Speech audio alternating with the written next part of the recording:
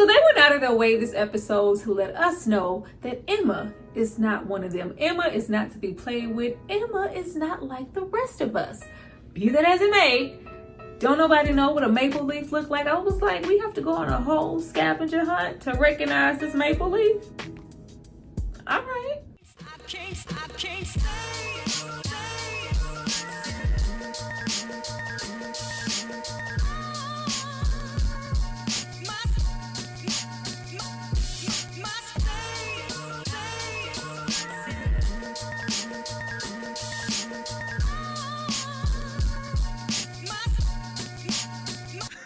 Hi you guys, welcome back to my channel. It's Tyra here with another struggle review, here to discuss the Changeling episode 6, The Aftermath.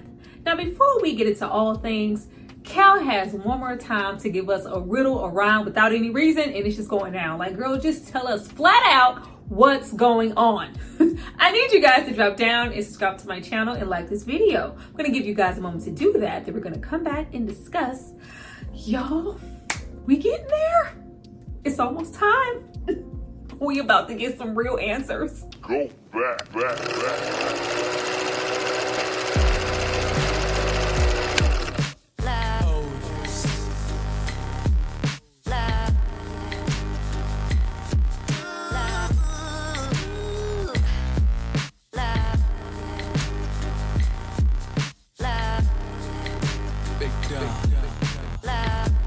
Now, getting into this episode, we are once again retracing our steps, getting into all the aftermath that occurred after Emma did what needed to be done. We see that the remains leave behind a tree branch as well as dirt, jump-starting Emma's search for the real baby Brian. But to a frantic Emma, this is merely a precaution. Now that I've done exactly what Cal told me to do, surely she knows exactly where my baby is. Now that unknown number, aka William, is still texting and taunting Emma, bathed in the dust but they hide in the wild. Yet again, another quote from Apollo's book.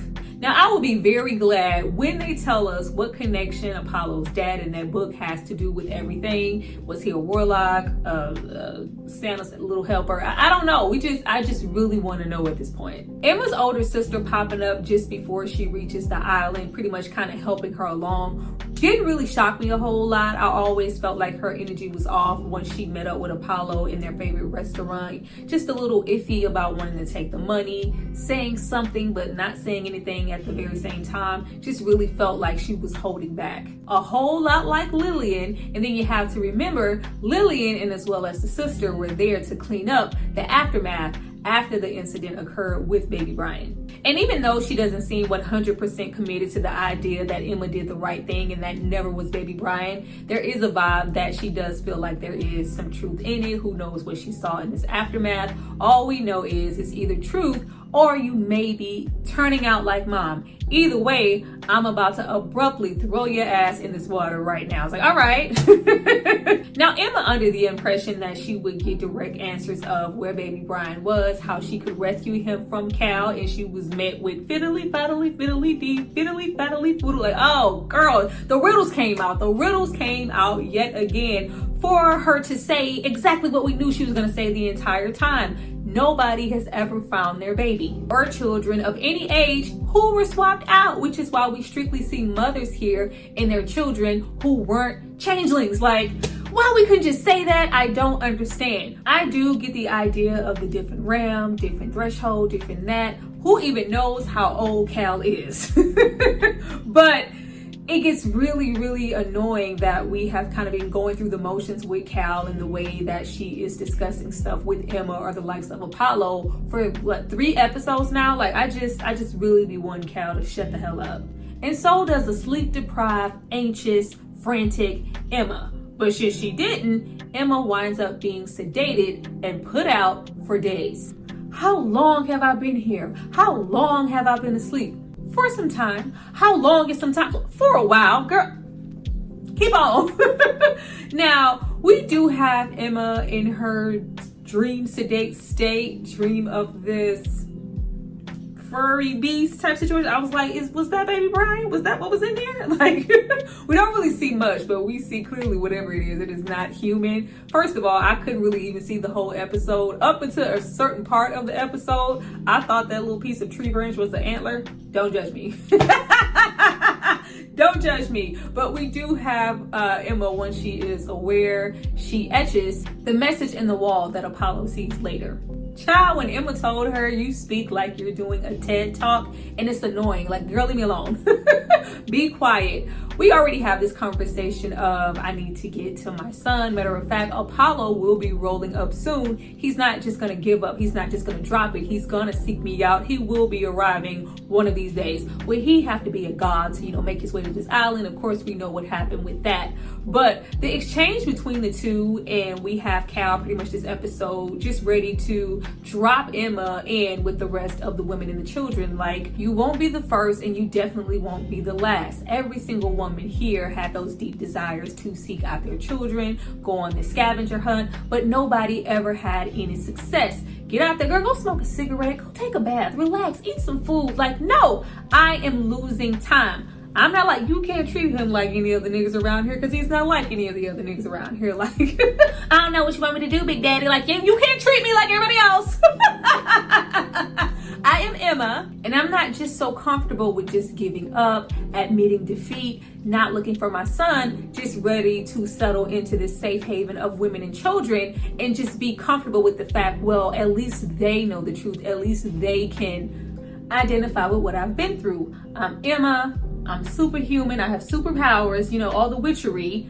I might even bring y'all some books, but I'm not staying here on this island. Now, Emma, of course, this entire time is looking like a straight lunatic. I kept having to put myself mentally in the mind frame because we're so far, removed from this. This occurred episode, 2. So I kept having to remind myself this is the aftermath. This is it. Because I was like, she not going to shower? She not going to wash up? Of course not, because we are running strictly on mommy energy. I need to find my son now. And if you're not going to help me get to a boat to get me off of this island, then I need to find somebody who does. This, of course, reconnects Emma with the mom of the same little girl that we had Apollo have a connection to when he got on the island. There's a whole bunch of kismet, faith type situations going on here. Same thing I said, I think, reviewing and talking about episode 1, like the fact that they have the empty library and, she just happens to be a librarian and have all this access to all these books, because that's pretty much all of the leverage that she has in this episode to get off of the island. And low-key, that's where a little bit of my disbelief kicked in with the episode, like as if this isn't a show to have a whole lot of disbelief with. But with how much the women on the island, especially Cal, are really verbal about the protection of, the women, the children, we're off the grid. One, loose lip could sink our entire ship. So when we kind of instantly have this woman that doesn't know Emma from a can of paint be like, yeah, the boat is on the north side of that. Like, hey, you don't know her like that. You don't know her like that. None of the behavior that Emma has displayed at this point just gives off, hey, I'm secure in my decision of wanting to go and track down my child and get on this boat, but I'm not frantic or crazed enough not to tell anybody about this whole thing and blow your whole cover. Like, when the guard came in searching for Emma and she was like, just leave her be, just let her go. Like, you were her once. I was like, this seems real. A couple of moments in this episode, I was like, this seems so freaking risky and just doesn't feel like the smartest decision.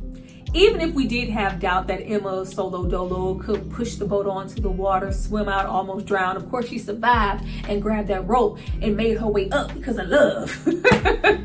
She's gonna die out there. She's not gonna make it. At least, she could say she tried. Why even take that risk? Now, even though Emma takes a little bit of evidence that she has, pretty much that branch, and goes to the library looking for books to assist her in her search in connection with that, as well as getting additional books to fill up that library. Seeing herself, their situation, Apollo on the news, a whole lot of this episode is just reassuring us that she still has that deep connection with Apollo and their love hasn't wavered, even though, at the time, Apollo's ready to shank everybody, including Emma. But they just kind of made it look like Emma was the only like mother ever to ever venture off or give this much effort. And I was like, I just really don't like, oh yeah? I just thought that with the episode going so hard and so far out of its way to display that Emma is different, she isn't like the rest of the mothers, along with all of this strength and speed that Emma got out of nowhere to just like, she was real strong.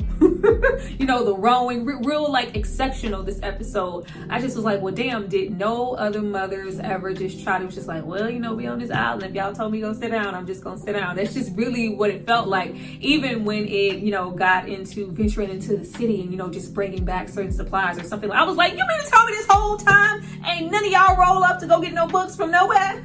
Cal's been waiting however many years to obtain a dictionary. Like, nobody went to go venture in, you know, bring back certain necessities. You know, not everything in the world is gonna be traced back and technology. Like, damn, y'all couldn't get a baby's no, you know, old school, you know, those good Disney VHS tapes that used to come in the plastic covers, let them watch the little TV. Like, it's giving concentration, dilapidated, depleted, desolated camp. Like, it's it's giving jail. Like, it you know, it was giving entrapment a whole lot of the episode. Even though we know that it is for the women's safety, but it was like, dang, ain't nobody gonna get no paint, get a couple of pieces of plywood, something. It's looking real shifty in them little outhouses. Now, with Emma returning with those books on good faith, and she has that exchange with the little girl's mom, and she's like, yeah, did the Changeling, they ever, you know, leave behind anything, you know, any dust, dirt? So she's like, yeah, it was a leaf. Like, I don't know what it was, but I can draw it. I was like, a maple leaf? I don't know if it's just because, you know, I'm a Texan or what, but, you know, we have, you know, the bottom line of what certain leaves are and what they look like. So the fact that it was just like, oh, I don't know what. I was like, a maple leaf. Getting more into Emma's divine powers and energy coming through, the maple leaf falls directly into her hands just as she is just about to give up. I did enjoy the moment of her walking up to the tree, hugging the tree. It reminded me of the episode where the photographer's like, hey, you took that fruit and you didn't say thank you, like you need to maybe ask. And she's like, oh, thank you. It just, you know, that little reciprocity. Then I saw it. Of course, climbing to the top of the maple tree gives us a direct line and visual back to the city, leading Emma to feel like she needs to access the internet to see where every single maple tree is in the city. Now, what I'm wondering is, I can't really wonder because I feel like it's displayed on Cal's face at the end of the episode, like, oh wow, when Emma begins to glow. But I'm like, we were giving Emma a whole lot of leeway to go rogue just because she said she wanted to, and you know, she was demanding. I'm like, what mother didn't get there and wasn't given the same energy? But our special Emma gets to pop up there first couple of days, be just completely out of line, rightfully so, be upset, but she gets to call shots. You know, hey, if you don't give me access to a boat, a different way off of this island, let me exchange our whole situation with some library books, then I just whoop your ass and get on your nerves until like, you're just like, all right, like, let me take you on to this. Like, oh, but it would have made more sense to me if she had already identified Emma for who she was. Like, oh, she is special. She's, you know, more so one of us. She just isn't, you know, one of the random moms. But at that point, it didn't seem like she knew. And it just looked idiotic to me to be riding on good faith. You know what? If you get caught, if you get found out, don't rat us out. Don't say anything. You don't know that for sure. But we do get into this underground station city, like this bustling city that just happens to be there. We meet this historian, this driver, this man riding on this little slow ass rascal scooter. It was giving elder. But he is giving Emma a tour, giving this animated, clownish, like gesture type of energy, in my opinion. We see everything from a barbershop, we have cigarettes, we have running water, freshly, you know, grown foods, almost everything and every luxury that they have above. But unlike above, we get along and coincide in love with everybody peacefully. Now, naturally, he's also fiddly faddly fiddly dee, fiddly faddly foodle. He's with the riddles too.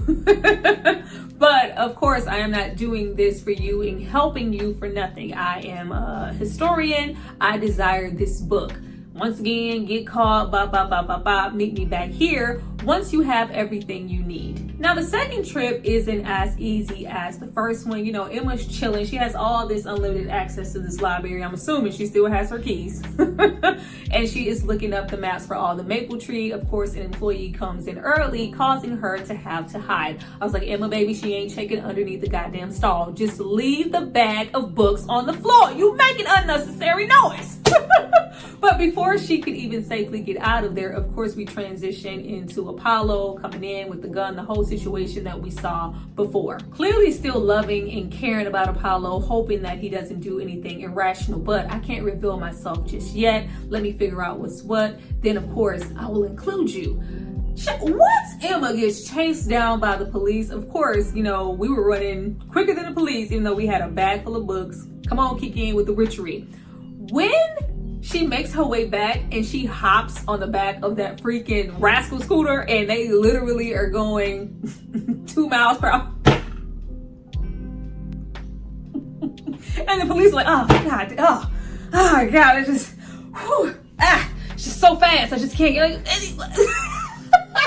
Not even that, I just felt like that was just, once again, something I was like, that's just too close for comfort for a whole bustling city and, you know, everything else that just wants to remain hidden. I'm not allowing you to run and come this close with me, you know, and the police. All they had to do was walk, you know, 20 more steps and we could have found the secret door that led directly to this underground city. Blew your whole cover. Like, I was, but they was gone on the scooter. Now, the historian proves just how helpful he can be, identifying that, you know what, hey, you might not need to go look at all of these maple trees. You know, Forest Hills in Queens was formerly Norway maple, and it also has a forest. Oh, the trickery. Y'all was trying to psych us out. Think, you know, the dust in the forest. It's not the forest. It's a forest in the middle of the city. This is where I need to go. Now, before we even get there, of course, we have to have another moment with her and Cal. Emma informing her, I don't forgive you. I don't appreciate what you did, how you treated me. You made me lose time. And of course, Cal seeing it as a gift. You know, you needed to rest. I made you think clearer. There are two sides to everything. But if I don't, you know, there is a whole moment of her having her goodbyes with the mother as well as Cal. There is a thought that she won't be returning. But if my son happens to make it here, give him this book from his father. He wanted to read it to him. Like, this is something to remember me by. And of course, Apollo makes his way to the island and, you know, she gives it to him. And then we have Emma roll off, you know, mama's coming, and she starts to glow like Bruce Leroy in The Last Dragon. I'm excited. I am anticipating answers. I cannot help but feel like at this point they dragging it a little bit. Like it feels like maybe, you know, this was a 6-episode situation. Not that I'm not loving the show. I am, but between it's 2 episodes here, especially the ones we've had back to back where we have gone, you know, back to see what happened with Emma. It's just like here I was a little rinsed. I was a little washed and a little bit over it. But I'm still anticipating us getting into episode 8 and getting those answers. If we get there and they don't give us no answers, Apple TV gonna have to see me, because what? Well, you guys, that was my review for the Changeling episode 6. I hope you enjoyed it. Please drop down and tell me if you did. What were your thoughts on this episode? Are you, you know, a little Aggie like myself, or are you just here chilling, enjoying the ride, living your best life with these elongated situations? I would love to know. Thank you guys so much for watching this video. Be sure to like, share, subscribe, and all that good stuff because it helps me out. I see you guys next time for my next review. Bye.